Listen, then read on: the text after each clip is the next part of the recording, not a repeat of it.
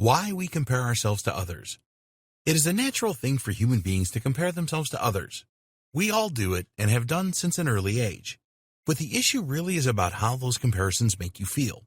If they empower you and spur you on to greater things, then comparisons are very useful.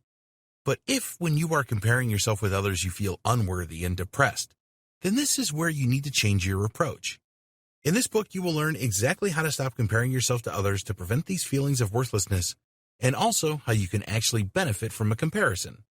Once you have mastered how to use comparisons in a good way, you will find that you can automatically brush off any negative comparisons. It will not bother you that someone is something you don't. You will be focused on improving yourself and your own life. Take a good look at yourself. We have the capability to take a good look at ourselves and work out who we really are.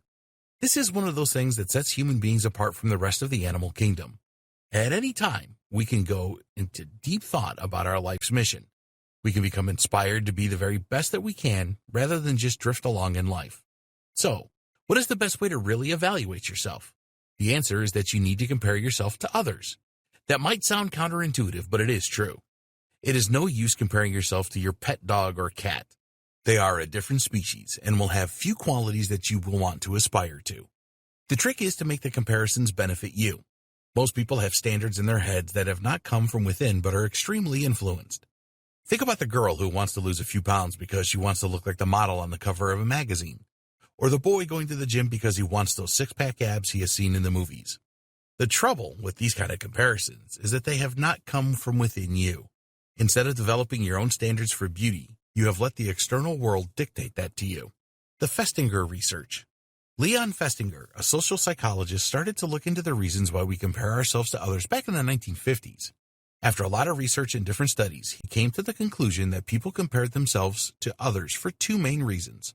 One, as a way to reduce uncertainty in their own life. Two, to learn how they should define how they should be. Festinger called this the social comparison theory, and it was a significant breakthrough in human psychology. The real breakthrough was how he uncovered that people were incapable of defining themselves independently or intrinsically. They have to make comparisons with others to achieve this. The bottom line is that to define yourself, you need to compare yourself with other people. He also made the important discovery that if there is a big difference in ability or opinion between two people, that there was much less chance that a comparison would occur. So, here's an important takeaway from Festinger's work. The more we think that a person is similar to us, for whatever important reasons, the more likely we are to want to compare with them. Here's a common example. At work, you are far more likely to compare yourself to someone who works on your team and equal than you are with the owner of the business or the CEO. If you play amateur soccer, then you will compare yourself to other players in your league much more than you would with Lionel Messi. The difference between an amateur soccer player and Lionel Messi is vast, but the difference between another amateur player is probably not that much. It is a lot more realistic for you to achieve the level of the other amateur player than it is to emulate Messi. It was also discovered by Festinger that when a person stops comparing themselves with another person where they experience pain from not being like them, that they are highly likely to be hostile with this person.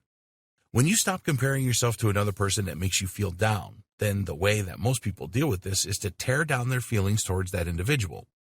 Often you will substitute another emotion, such as anger, to replace the negative experiences of the comparison. Can you relate to this? Have you ever stopped comparing yourself to another person because this was too painful for you, and then turned against the individual? If you did this, then you are certainly not alone, as it is a very common practice. The final conclusion from Festinger's work was that if we feel that a person or group of people are very important, then we will exert a lot of pressure on ourselves to try and conform to the opinions and abilities of this person or group.